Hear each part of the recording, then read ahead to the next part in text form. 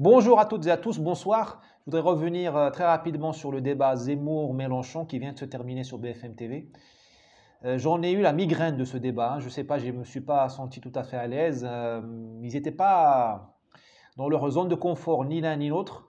Zemmour est un type qui, me semble-t-il, il est loyal à la vérité, il est dans le réel, il est dans sa doctrine. Et il n'a pas pu la dérouler, j'ai trouvé.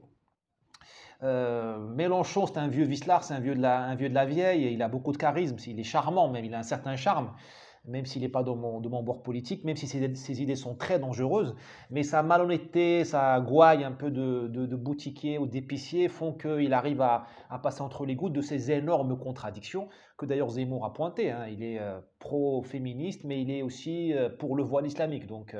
Mais bon, Mélenchon, c'est notre pire ennemi à la limite, parce qu'il est extrêmement... C'est la mauvaise foi. Macron, c'est la mauvaise foi, mais de l'arrogance du manager, du premier de la classe, donc on a envie de lui donner des claques. Macron, il t'énerve, juste tu le regardes, il t'énerve. Mélenchon, non, et ça, c'est plus grave. Grâce à Dieu, Mélenchon est une espèce en voie de disparition, puisque l'école française ne fabrique plus de gens comme Mélenchon, qui ont la gouaille et le charme. Nous fabriquons, et la culture. Nous fabriquons des journalistes de BFM TV qui sont vides. Ces journalistes étaient vides ce soir, notamment la journaliste qui a fait le fact-checking sur les fraudes sociales, qui s'est ridiculisée elle-même.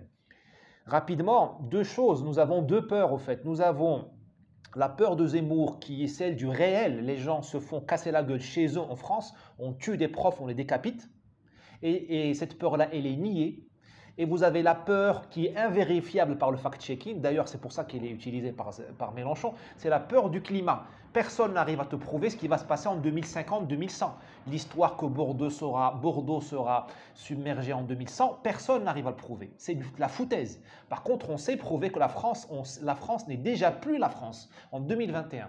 D'où ce recours à l'ultime bouée qui est le climat et qui est l'arme des faibles, le mensonge, le climat. A plus.